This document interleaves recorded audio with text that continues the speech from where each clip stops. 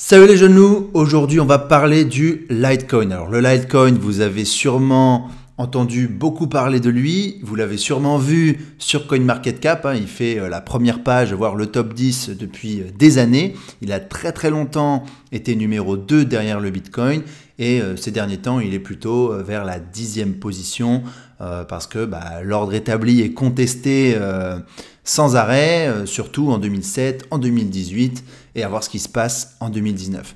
Donc pourquoi le Litecoin peut être intéressant, pourquoi il a été créé, c'est ce qu'on va voir maintenant. Le Litecoin, il a été créé par Charlie Lee, donc c'était un ancien employé de chez Google et il était passionné de blockchain et il était fasciné par le Bitcoin.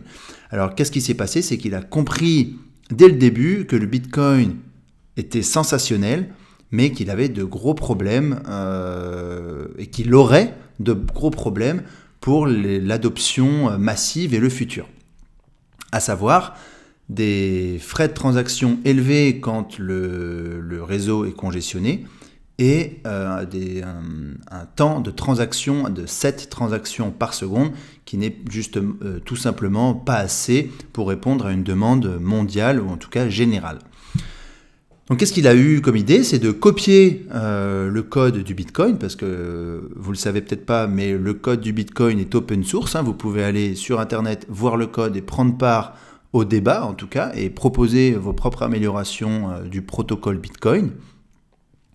Et donc il a copié le code de Bitcoin et il a apporté sa petite touche personnelle.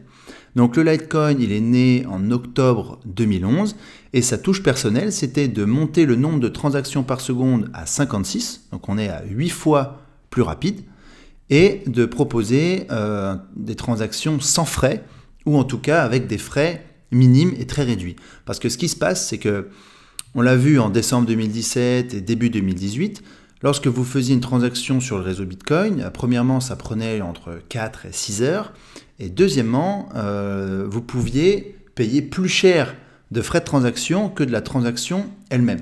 Donc imaginez, dans la vie de tous les jours, vous allez au travail, vous passez chez votre cafetier préféré, vous achetez votre café ou votre Starbucks et vous payez donc 2,50 en Bitcoin, mais vous payez 5 euros de frais de transaction. Alors déjà, ça, c'est déjà aberrant. Et en plus de ça, si le réseau est congestionné, le marchand, il n'est pas sûr que vous avez l'argent. Donc, ça fait beaucoup de points de friction pour une monnaie qu'on voudrait développer mondialement. Alors, à voir ce que va faire le Lightning Network en 2019. Ça peut vraiment apporter des améliorations importantes. Mais c'était vraiment la proposition de valeur du Litecoin, c'était vraiment un réseau plus rapide et un réseau avec moins de frais.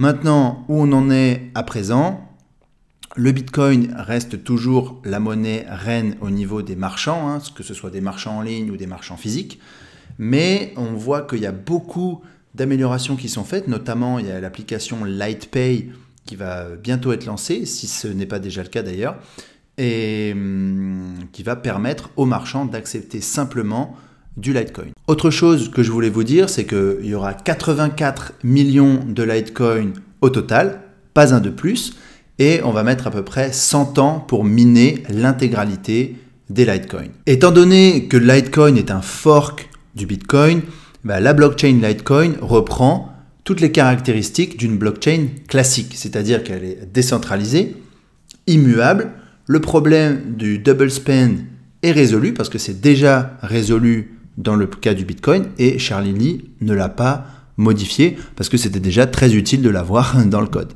Ensuite, il y a une autre spécificité qui se situe au niveau du minage. Du côté du Bitcoin, on mine en proposant de la puissance de calcul avec son ordinateur. Maintenant, ça s'est vite avéré insuffisant et les personnes se sont mis ensemble pour ajouter leur puissance de calcul. Donc en gros, ça a donné lieu à des pools de mining. Donc faut se représenter ça comme plein d'ordinateurs mis ensemble.